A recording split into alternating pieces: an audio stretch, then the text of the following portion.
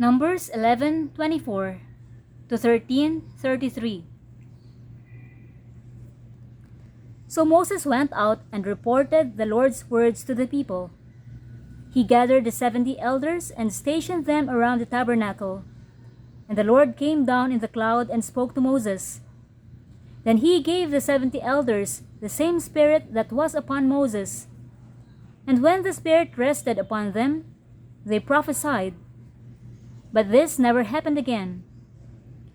2 men, Eldad and Medad, had stayed behind in the camp. They were listed among the elders, but they had not gone out to the tabernacle. Yet the Spirit rested upon them as well, so they prophesied there in the camp. A young man ran and reported to Moses, "Eldad and Medad are prophesying in the camp."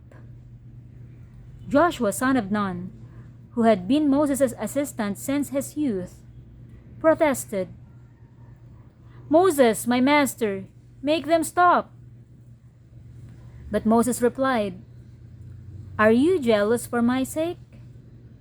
I wish that all the Lord's people were prophets, and that the Lord would put his Spirit upon them all." Then Moses returned to the camp with the elders of Israel.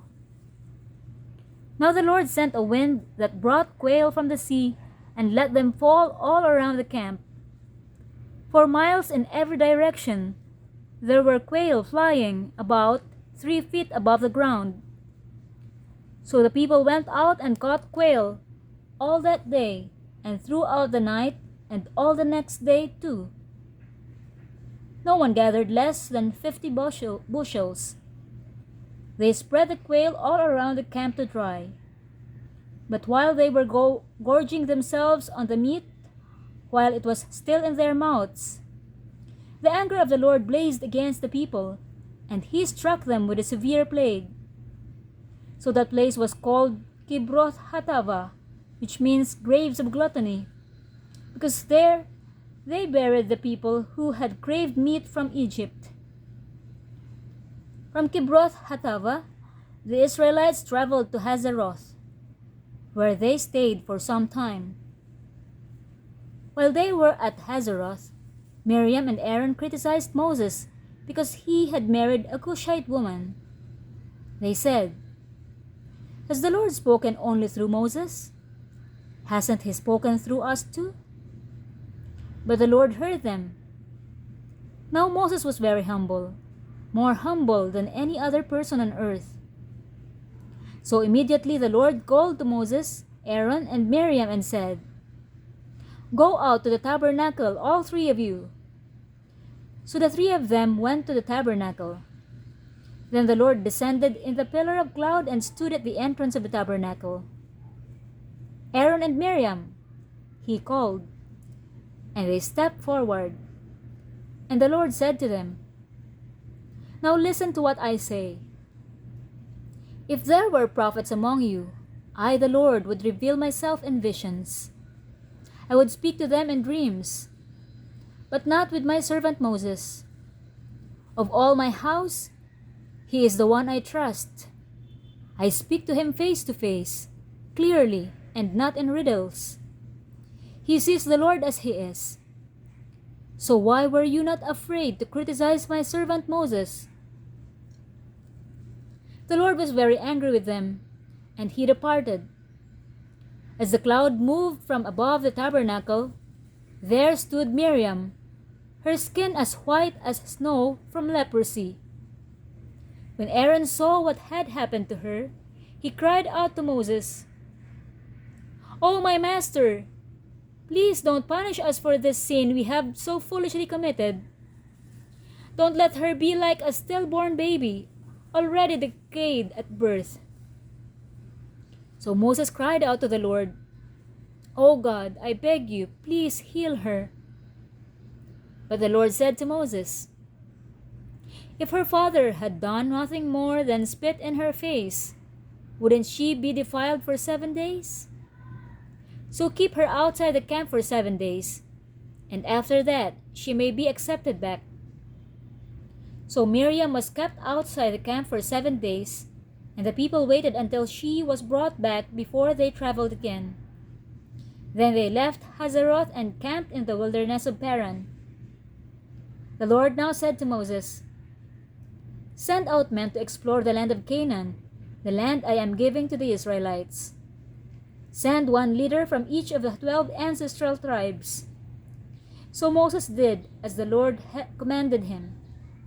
He sent out 12 men, all tribal leaders of Israel, from their camp in the wilderness of Paran.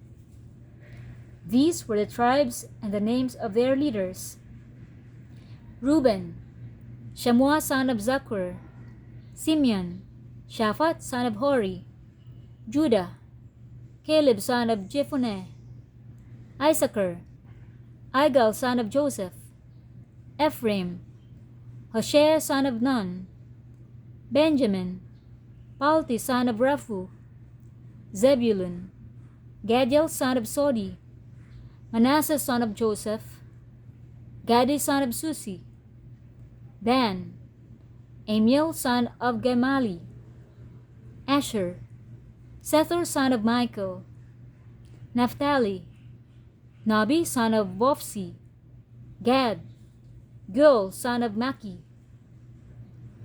These are the names of the men Moses sent out to explore the land. Moses called Hoshea son of Nun by the name Joshua.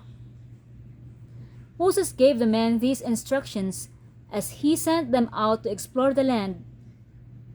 "Go north through the Negev, into the hill country. See what the land is like, and find out whether the people living there are strong or weak, few or many. See what kind of land they live in. Is it good or bad? Do their towns have walls, or are they unprotected like open camps? Is the soil fertile or poor? Are there many trees? Do your best to bring back samples of the crops you see." It happened to be their season for harvesting their first ripe grapes. So they went up and explored the land from the wilderness of Zin as far as Rehob, near Lebo-Hamath. Going north, they passed through the Negev and arrived at Hebron, where Ahiman, Sheshai, and Talmai, all descendants of Anak, lived. The ancient town of Hebron was founded 7 years before the Egyptian city of Zoan. When they came to the valley of Eshcol, they cut down a branch with a single cluster of grapes so large that it took 2 of them to carry it on a pole between them. They also brought back samples of the pomegranates and figs. That place was called the Valley of Eshcol, which means cluster. Because of the cluster of grapes, the Israelite men cut there. After exploring the land for 40 days, the men returned to Moses, Aaron, and the whole community of Israel at Kadesh in the wilderness of Paran.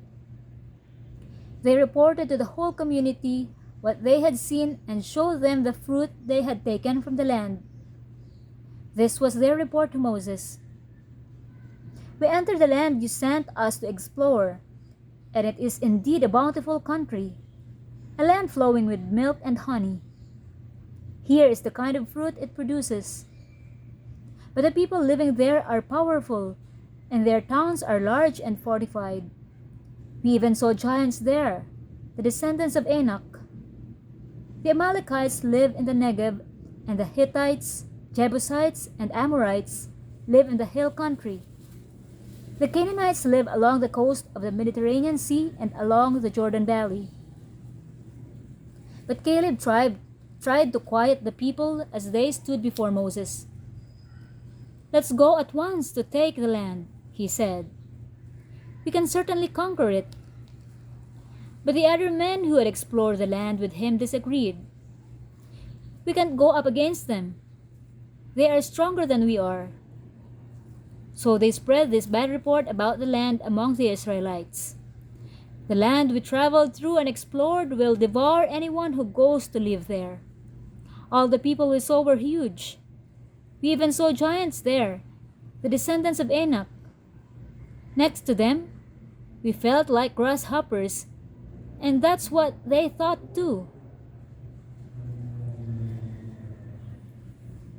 Mark 14:22-52. As they were eating, Jesus took some bread and blessed it.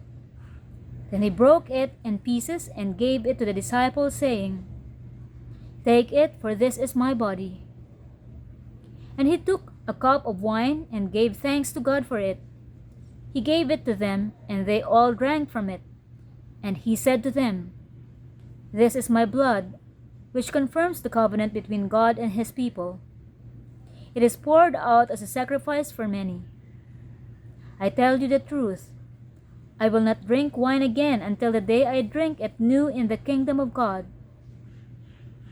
Then they sang a hymn and went out to the Mount of Olives. On the way, Jesus told them, "All of you will desert me, for the scriptures say, 'God will strike the shepherd, and the sheep will be scattered.' But after I am raised from the dead, I will go ahead of you to Galilee and meet you there." Peter said to him, "Even if everyone else deserts you, I never will." Jesus replied, "I tell you the truth, Peter. This very night, before the rooster crows twice, you will deny 3 times that you even know me." "No," Peter declared emphatically. "Even if I have to die with you, I will never deny you." And all the others vowed the same. They went to the olive grove called Gethsemane, and Jesus said, "Sit here while I go and pray." He took Peter, James, and John with him, and he became deeply troubled and distressed.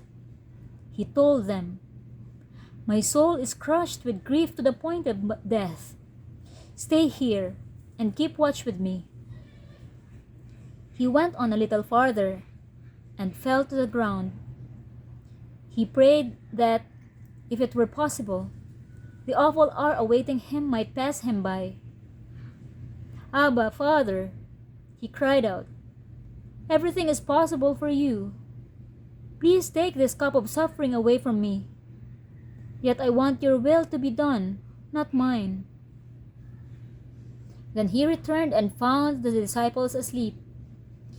He said to Peter, "Simon, are you asleep? Couldn't you watch with me even 1 hour?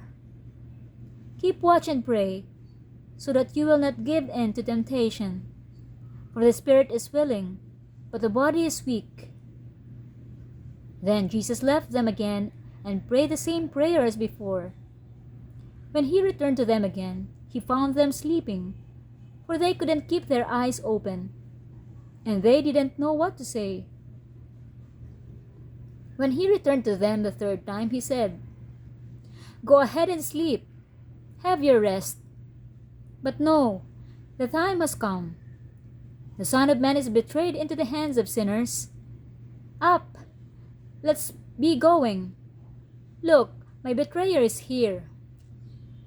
And immediately, even as Jesus said this, Judas, one of the 12 disciples, arrived with a crowd of men armed with swords and clubs. They had been sent by the leading priests, the teachers of religious law, and the elders. The traitor Judas had given them a prearranged signal. "You will know which one to arrest when I greet him with a kiss. Then you can take him away under guard." As soon as they arrived, Judas walked up to Jesus. "Rabbi," he exclaimed, and gave him the kiss. Then the others grabbed Jesus and arrested him. But one of the men with Jesus pulled out his sword and struck the high priest's slave, slashing off his ear. Jesus asked them, "Am I some dangerous revolutionary that you come with swords and clubs to arrest me? Why didn't you arrest me in the temple? I was there among you teaching every day. But these things are happening to fulfill what the scriptures say about me." Then all his disciples deserted him and ran away. One young man following behind was clothed only in a long linen shirt. When the mob tried to grab him, He slipped out of his shirt and ran away naked. Psalm 52, 1-9. Why do you boast about your crimes, great warrior? Don't you realize God's justice continues forever? All day long you plot destruction. Your tongue cuts like a sharp razor. You're an expert at telling lies. You love evil more than good and lies more than truth. You love to destroy others with your words, you liar. But God will strike you down once and for all. He will pull you from your home and uproot you from the land of the living. The righteous will see it and be amazed. They will laugh and say, "Look what happens to mighty warriors who do not trust in God. They trust their wealth instead and grow more and more bold in their wickedness. But I am like an olive tree, thriving in the house of God. I will always trust in God's unfailing love. I will praise you forever, O God, for what you have done. I will trust in your good name in the presence of your faithful people." Proverbs 11, 1-3. The Lord detests the use of dishonest scales, but He delights in accurate weights. Pride leads to disgrace, but with humility comes wisdom. Honesty guides good people. Dishonesty destroys treacherous people.